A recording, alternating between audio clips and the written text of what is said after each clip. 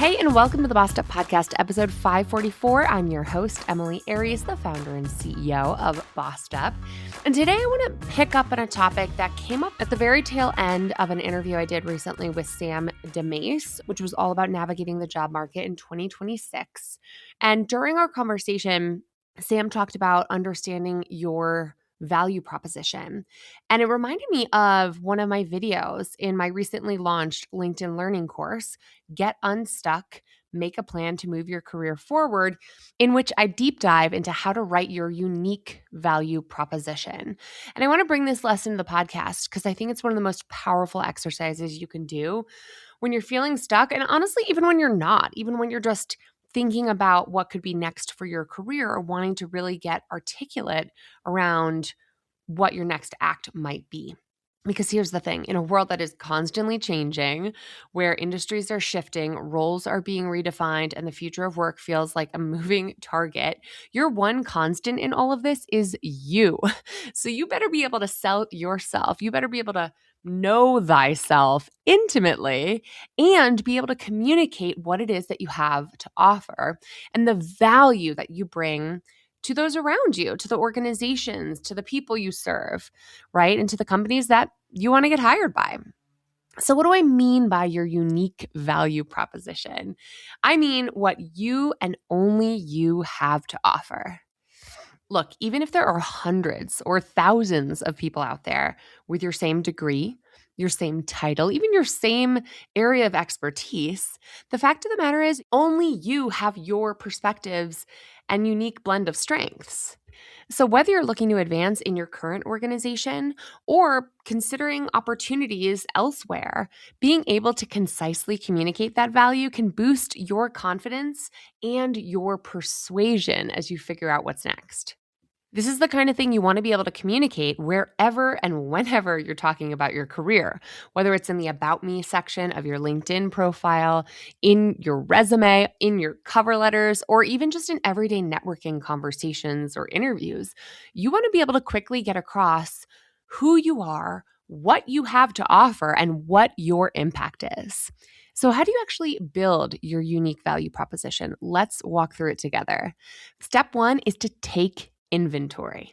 Starting with the job you currently have, map out all the unique skills that you bring to the role, the problems that you solve, and the impact that you have. Then repeat that process for every role you've ever had, all the way back to your education, if that's relevant. I know that sounds like a lot, but look, we're not trying to write a memoir here. You're just brainstorming. So bullet point this, get it out of your head and onto the page, and then highlight the skills and experiences that you feel are most relevant for the kind of work you hope to be focused on in this next phase of your career. That's the raw material you're starting from. Your past skills that are transferable and relevant when it comes to your future career goals.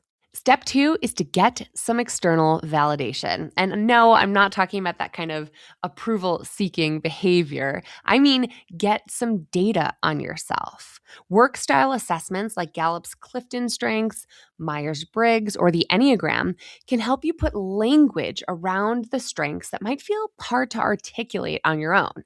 If you want to go a step further, aptitude tests can give you an even clearer sense of your capabilities and competencies too. The U.S. Department of Labor actually has a free skills matcher tool at careeronestop.org. That's a great place to start. These tools aren't going to tell you who you are, but they can help you communicate what you already know about yourself with more precision and confidence and give you a new vernacular for use when talking about what you have to offer. Step three is where it all weaves together. You're going to want to focus your value proposition on what matters most, what is most essential, both for you and for the key stakeholders who you're trying to reach with this message. If you've listened in on earlier podcast episodes for a while, or if you happen to have watched my LinkedIn learning course on getting unstuck and moving your career forward, you may have already heard me talk about power mapping your workplace or your power map as it relates to your career and networking and influencing strategy overall. It's really just a way to identify the key people and decision makers who are career forward. So keep those key stakeholders, those key people in mind when you're thinking about how to essentially drill down your value proposition into its most essential parts. AI can be a really helpful thought partner on all of this. You can take all the reflection you've done up to this point, your skills inventory, your assessment results, what you know about your target audience, and drop them into an AI chatbot with a prompt like this.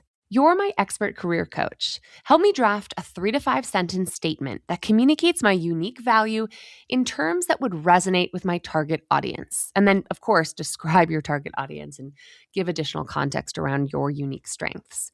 You can even upload supporting documents like your resume or assessment results, but you're just going to want to be mindful about privacy because whatever you upload is not private by default. So avoid sharing anything sensitive unless you're using a platform with data protections in place.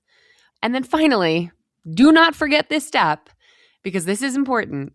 Once you've got an initial draft back from AI or whatever chatbot you're using to write your first draft, your next job is to add a human touch. AI is just the starting point, not the final answer. So you want to be mindful and careful about exaggerations and even full-on hallucinations that chatbots are known to make on occasion. You want this to be grounded in reality, right? And to be true to who you actually are. You want it to sound like you. So practice speaking your value proposition out loud and edit it until it sounds like you. Now, this brings me to my final step, which is one I think we undervalue, and that is to enlist your community. Ask a friend, a mentor, a trusted colleague to give you a gut check on what you've come up with. Does it ring true to them? Does it align with how they experience you? Because if you tend to be your own harshest critic, which, let's be honest, most of us are, getting an outside perspective from someone who really sees the best in you can make all the difference. It can help you get out of your own way, especially because selling yourself can be downright uncomfortable. Now, if you're looking for a community of women who are great at this kind of thing, join us in the Bossed Up Courage community on Facebook and in the Bossed Up group on LinkedIn because we're really good at that kind of thing. We are happy to be your hype women and give you feedback on this kind of thing as you navigate a career transition. Now, before I wrap this episode, I want to leave you with a few concrete examples because this all sounds well and good theoretically, but when you put pen to paper, it gets pretty tricky quickly. I said earlier that I want this to be concise. I want you to be able to quickly communicate your value, but that doesn't mean any one of us can do this in like a quippy single sentence necessarily. So let's look at some examples and share how specificity can actually be really helpful. Okay. So let's say you are a project manager with 8 years of experience in healthcare tech, and you're looking to move into a director level operations role. Your value proposition might sound something like this. I'm an operations leader with 8 years of experience driving complex healthcare technology implementations from pilot to scale. I specialize in bringing cross-functional teams into alignment on high-stakes projects, which has helped me deliver over $15 million in completed initiatives on time and under budget. I bring a rare blend of deep technical fluency and people-first leadership, which means I don't just keep projects on track. I keep teams engaged and bought in along the way. Do you hear how specific those 3 sentences are? They're not like the shortest, quippiest sentences, but they're specific and relatively concise. You're not just saying these broad, sweeping generalities like, look, I'm a good leader, I'm a hard worker, I'm a team player. You're talking here about the industry, the scale, right? You're adding numbers and specificity whenever possible. You're talking about your superpowers, and most importantly, you're talking about impact. Now let's look at a different example. Let's say you're a marketing professional pivoting from corporate brand management into the nonprofit space. Your value proposition might sound something like this. I've spent 6 years building brand strategies for consumer products that drove measurable audience growth. And now I'm channeling that skill set toward missions I care about. I bring a data-driven approach to storytelling that helps organizations punch above their weight. And my experience managing six-figure campaign budgets means I know how to maximize impact with limited resources, something I know matters in the nonprofit world. You'll notice how that one directly addresses the career pivot and effectively translates their past experience to their future audience, their future environment that they're aiming for. It's not apologizing for the transition or shying away from it or pretending like that isn't going to be a big pivot, but it frames the corporate experience as an asset in a new context. Now, once you've got your unique value proposition drafted, you can adapt it for different settings.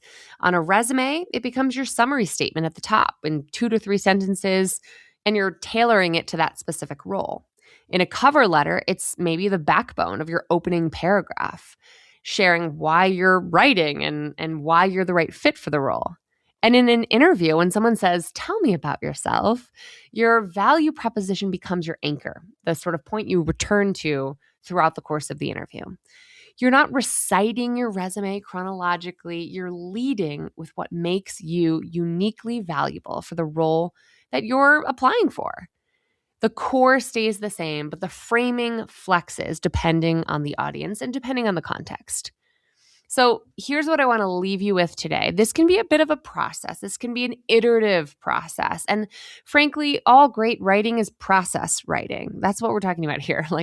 You've got to put this through the ringer to polish it over time, right? To make a diamond out of this, you really got to work it a little bit. And you can absolutely have AI's help in writing something like this with you or brainstorming on this with you.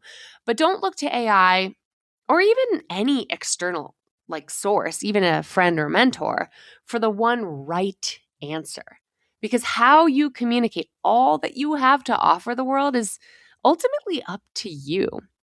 Don't lose sight of the importance of listening to your own inner wisdom, because all of these tools and frameworks and examples and assessments, they're just starting points. The expert on you is you. Now, if you want to go deeper into all of this with me on how to build your power map, brainstorm your career vision, and navigate a career transition step by step, check out my LinkedIn Learning course, Get Unstuck, Make a Plan to Move Your Career Forward. I'll drop the link in today's show notes. And you can get a fully written out transcript or summarizing blog post of today's key points at bossedup.org/episode 544. That's bossedup.org/episode 544. Until next time, let's keep bossing in pursuit of our purpose. And together, let's lift as we climb.